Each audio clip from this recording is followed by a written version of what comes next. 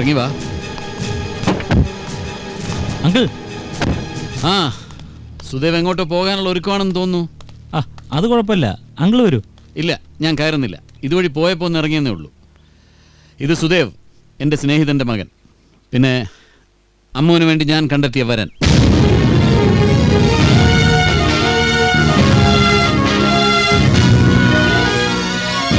ഓ, ഇയാളെ പരിചയപ്പെടുത്താൻ മറന്നു. ഇത് ശ്രീനാഥ്.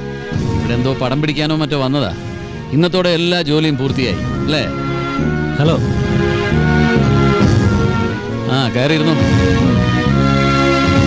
അപ്പൊ ശരി, ഞാൻ ഇറങ്ങുക. സമയമുള്ളപ്പോൾ ഒരു അച്ഛനമ്മയും കൂട്ടി വീട്ടിലേക്ക് വാ. ഒന്ന് കയറുക പോലും ചെയ്യാതെ. അത് സാരമില്ല, പിന്നീട് ഒരിക്കലാവാം.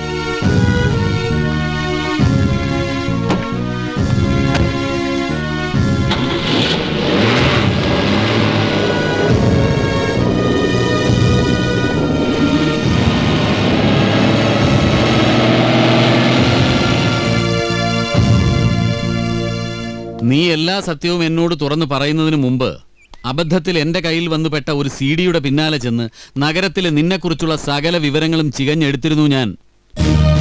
ബിസിനസ്സിൽ പരാജയപ്പെട്ട് ആത്മഹത്യ ചെയ്ത അച്ഛൻ ഉണ്ടാക്കി വെച്ച കടങ്ങൾ വീട്ടാൻ ഇപ്പോഴും ഒരു സ്വർണ്ണക്കടയിൽ കണക്കെഴുതുന്ന അമ്മ, താമസിക്കുന്നത് വാടക വീട്ടിൽ.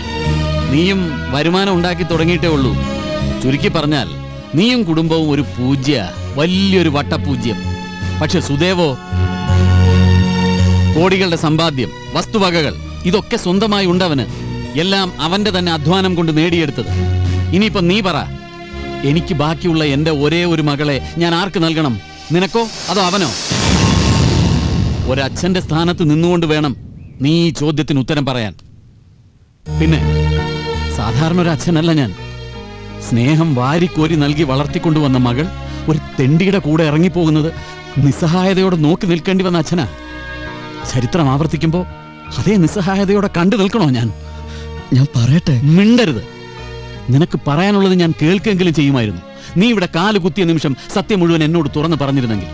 പകരം നീ എന്നെയും എൻ്റെ കുടുംബത്തെയും വിഡ്ഢിവേഷം കെട്ടുകയാണ് ചെയ്തത്. അതുകൊണ്ട് ഇനി ഞാൻ പറയുന്നു, നീ അനുസരിക്കുന്നു. നാളെ നേരം പുലരും മുമ്പ് നീ ഈ നാട് വിട്ടിരിക്കണം. വിട്ടില്ലെങ്കിൽ കുഞ്ഞേ, ഞാനത് ചെയ്ത് കാണിക്കും.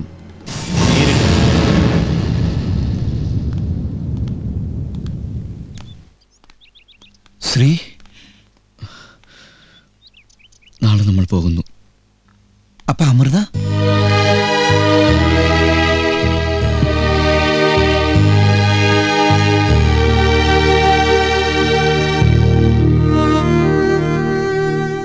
റെഡിയായില്ലേ? ഞാനിപ്പോ വരാം.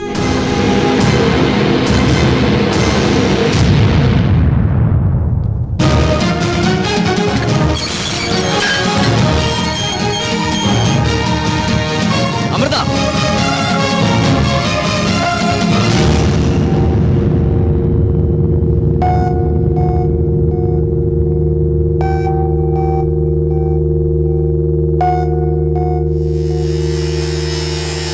അപ്പൊ നീ പോയില്ലേ? അടിച്ച് കൊല്ലണവനെ.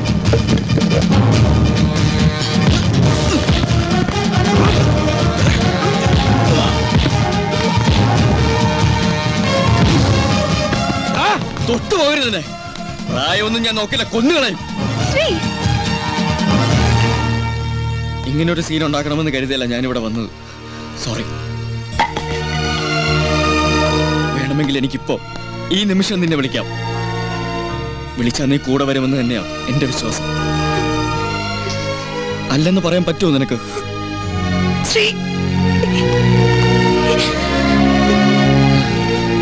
ഏയ്, പേടിക്കണ്ട. വിളിക്കില്ല. ഇപ്പോഴൊന്നല്ല, ഒരിക്കലും വിളിക്കില്ല. ഞാൻ വിളിക്കാൻ എനിക്ക് പറ്റില്ല. അതിന് ഒരുപാട് കാരണങ്ങളുണ്ട്. ഒരു കാരണം ഈ നിൽക്കുന്ന നിന്റെ അമ്മയാണ്.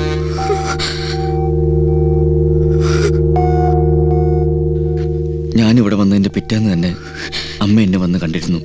നീ ഇവിടെ വന്ന് പറഞ്ഞതെല്ലാം കള്ളവാണെന്ന് ഞാൻ ഊഹിച്ചു. അമ്മ ഹോസ്റ്റലിൽ നിന്ന് വന്നത് പിന്നെ ഒരു പ്രസരിപ്പും ഇല്ലാതെ നടക്കുന്നത് കണ്ടതാ ഞാൻ.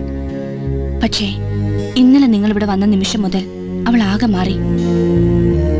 മോനെ, ഒരു മകൾ മനസ്സിന്റെ അടിത്തട്ടിൽ ഒളിപ്പിച്ച കാര്യം പോലും ഒരമ്മയ്ക്കറിയാൻ അധികം നേരം വേണ്ട. എനിക്കറിയാം ഇപ്പൊ നിങ്ങൾ തമ്മിലുള്ള ബന്ധം എന്താണെന്ന്. പക്ഷേ ഞാനൊരു അമ്മ മാത്രമല്ല, ഭാര്യ കൂടിയാണ്. അതുകൊണ്ട് പറയാ, അമ്മൂനെ എവിടുന്ന് കൊണ്ടുപോകരുത് അവളുടെ അച്ഛന്റെ സമ്മതമില്ലാതെ. ആന്റി, മോനെ, അദ്ദേഹം ഇപ്പൊ ജീവിക്കുന്നത് തന്നെ ഞങ്ങൾക്കാർക്കും വേണ്ടിയല്ല, അമ്മൂന് വേണ്ടി മാത്രമാണ്.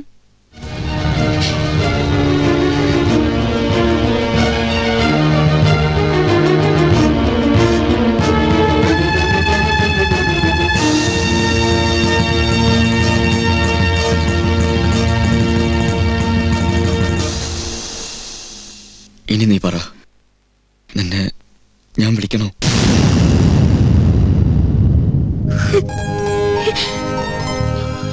ഞാൻ ഇറങ്ങുക.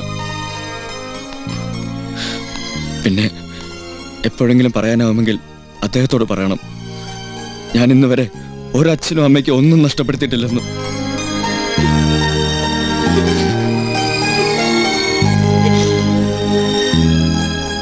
നന്ദിതയെ അവളുടെ അച്ഛനമ്മമാരെ തിരിച്ചേൽപ്പിച്ച പോലെ ഞാൻ നിന്നെയും തിരിച്ചേൽപ്പിക്കുക.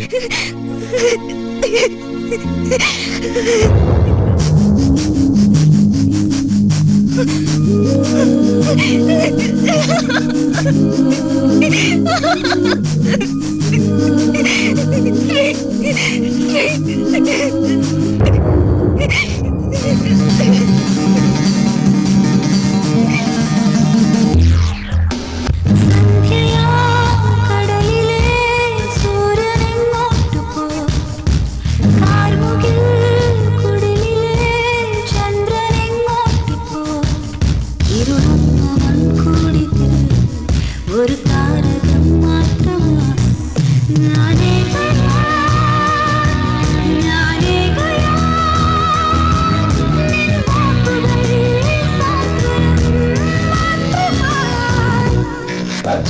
സന്ധ്യയാ